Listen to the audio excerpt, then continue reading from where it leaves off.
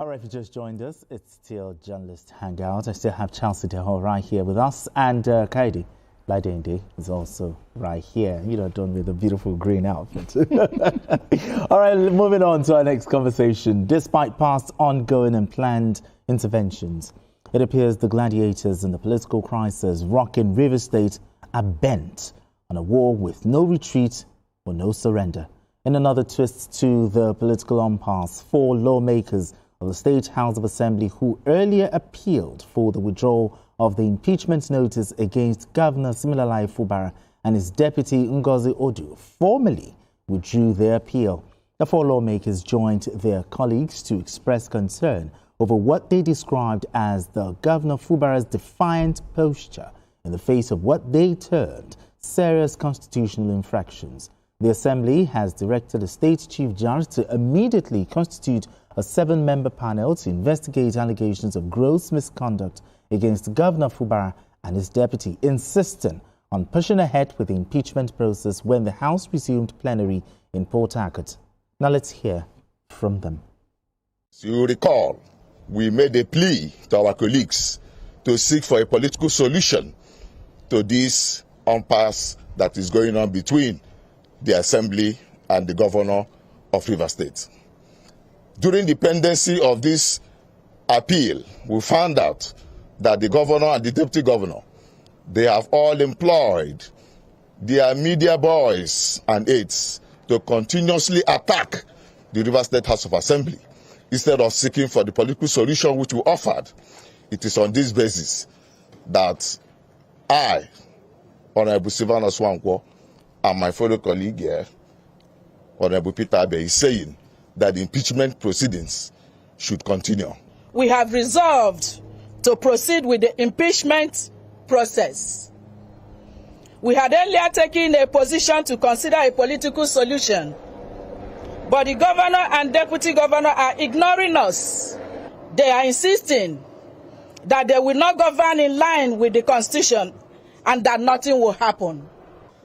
I'm from Andoni, the same federal constituency with the governor. People should stop bringing tribal sentiment. It's not by emotion. It's to look into the allegation one by one and check if there was any infringement on the Constitution. This voting, the Rivers State House of Assembly has resolved that investigations against allegations of gross misconduct leveled against His Excellency Sir Siminalayi Fubara, Governor of Rivers State, should proceed to the next level, which is investigation. All right, gentlemen, the situation in Rivers State. Before we go into that, a new development. We heard that the Rivers State High Court in Oyibo local government area, sitting in Port Harcourt, has issued an interim order of injunction against the Speaker of the Rivers State House of Assembly, Martin Amewule, and 32 others, including the Clerk of the House and Chief Judge. I mean, now that the court has issued an interim order, an interim injunction, where do we go from? Interim is interim. I mean, it's not a permanent. It's not a permanent thing. Exactly. Yes, we know. So the interim will expire. I mean, how many? 14 days. So that let them look at it. But again, I think whether it's section 143, I can't remember this one. This about the impeachment of the governor and the vice and deputy. I don't think the Constitution allows you to say there should be a stay of action because there's a word used shall constitute. So if you say shall constitute, can a court stop the chief judge from carrying out the constitutional provision that are given to it? So that's also another angle that the lawyers will have to help us. So we need to know if that order is binding. Exactly, because when you look at it, the Constitution is supreme. Is the grand norm of all the laws that we have here. True. So if the Constitution says that after they have it shall settle. So would the court now say that it cannot carry out what the Constitution says? I mean, what the Constitution gives to him. So that's why I say I'm not a lawyer. We only report matters and not that, legal matters and not that. So, but having said that, I think where we are now, even as a journalist, if I say I'm not confused, I'm more confused than even the everyday people when it has to do with Rivers State matter, because today you think you know what is happening, tomorrow another thing will come out. Then you now begin to look, and sometimes they are even disconnected. So where should I go from here? Now, four members say, "Oh, we are let us pursue peace." How many days later? No, because they look at what I said. They ignored us.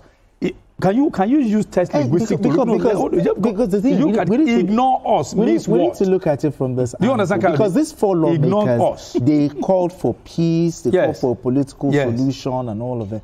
The question is, what changed? No, I said that lady that spoke. Yes. Said the governor ignored us. Can you underline that? Ignored us. What were they expecting the governor to do? Call them as the minority people. Yes. Say, okay. Let us pursue the people. Okay, you come. Now you are on my side or something. Or the governor didn't do that. So that's why I said it's a whole lot. When you look at it, the more you look at it, the more confusing it is. But I think at the end of the day, where there are 1 or 2 persons within them that is looking towards the seat of the governor. And those people, or that person, now, you can see the interest. The interest is very high. It's very high. Kakaide, you are the executive editor. I believe you are not confused. All right? They ignored us. Do you know what the other means? Ignored us. Okay, I mean, analyze that. Ignored us. Why do you think they reversed it? I think the point is this. I will be pretending here to say that I'm surprised with what transpired today. Okay. In fact, I have my record. If you want me to show you my phone, I was on a deep conversation with some of my classmates in school, and they were telling me, it's over, it's over. I said, so 4 people have already approached. I said, shh. You know why I said, shh? This could be a game. I'm not categorically sure that this 4, because I have this subconscious that this 4 was part of the game. Let it be to the populace who said Wike and his boys are bent on removing the governor. Let them see the other side. That some lawmakers even called for peace, called for truce. It could be a game.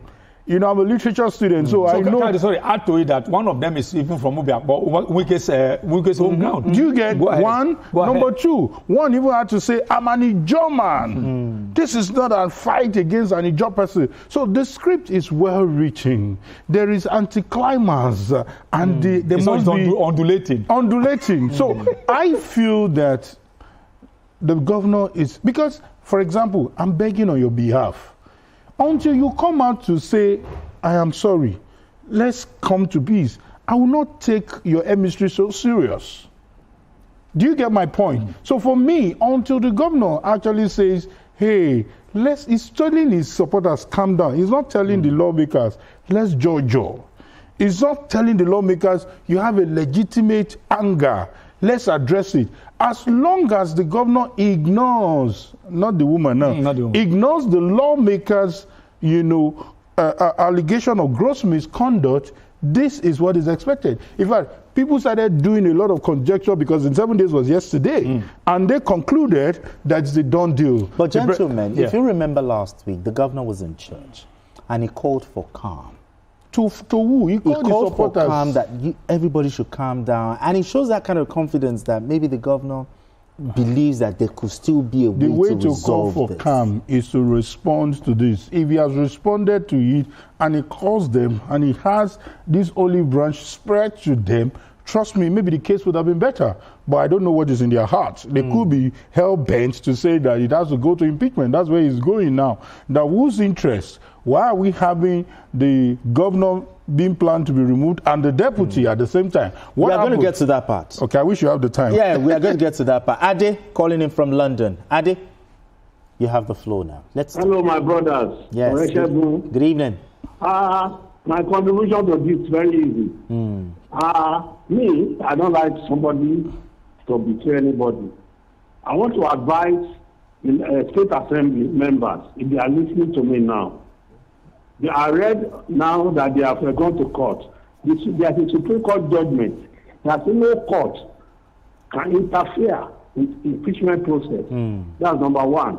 Number 2, let the State Assembly get the Senior Advocate of Nigeria to file a suit in Federal High Court in Abuja to stop the allocation. So when the governor doesn't see money to spend, then we will hear in the Supreme Court that they will remove him. Thank you. Oh dear. This is party to the fight. On a very serious note, you know my worry. My worry you talked is about something that why are they? I thought it's the governor that they should. Sorry, before we go into the politics, I want to also toe the line of this man, and that's the fact that do you stop an arm of government from performing its constitutional duty, which is one of these is impeachment, by another arm of government, the judiciary, telling them, hold forth. Do you understand? I'm not preempting what should be the right thing, but I think not everything should be, you should use your power to do. He was even magnanimous to say, Shebi is interim. 14 days will come and go. But beyond the 14 days, I think the governor should start counting the 14 days, whatever his plan is. Because after 14 days, the chief judge of the state is expected to give us a 7-man panel, you know, that will now investigate and come up with a report. We also we have some Tamuno calling in from Port Harcourt. Tamuno, thank you so much for joining us. Thank you, my brother. Tamuno, give us a feel. How's Port Harcourt like? Or how's River State like? Reporter. Yeah, Port Harcourt is very calm. We are used to the tense. We are now seeing the tense at a normal atmosphere. But let me just contribute one or two. Please do. I want to, I was one of the strong supporters of the governor. Okay. But along the line, when I noticed the people around the governor are not advising the governor well. Because why I'm saying this, you had the opportunity when the 4 members of the House of Assembly appealed with their colleagues. What are you supposed to do as a leader? You're supposed to dive into the situation, see how you can use that atmosphere to call all of them and settle this issue as a leader. One thing I noticed about the governor does not want to settle this issue, because if he really wants to settle this issue, he wouldn't have been going to the president, agree to 1 or 2 things, and come back and be doing otherwise. Okay, now look at what happened today.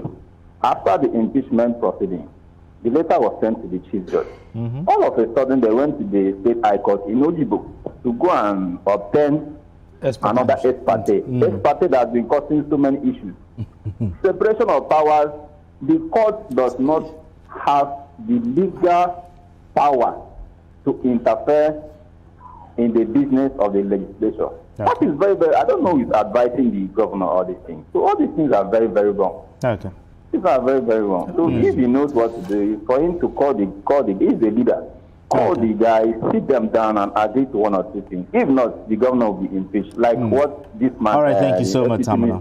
Everyone will not fall. Let him do the right thing, that they will not impeach him. Because if they impeach him, nothing will happen. If they impeach the governor, the thing for me, some people may not like this. The governor appears to be how do I say that? There's this political naivety that I see in him.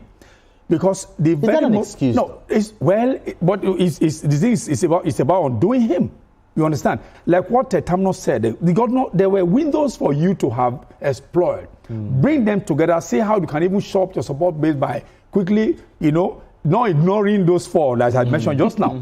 That's number 2, is that when the governor defected to the APC, it became a party affair. Yes. I would have expected him to also use that window. Okay, oh boy, I know we have a quarter, but this is a party thing. Can we come together to see how to build the APC? Use the APC as a vehicle, a special purpose vehicle for you to now look at it. Yeah, I know we have our differences, but this is a party. How do we grow it? Now he's the leader of the party and all that. But he also didn't do that.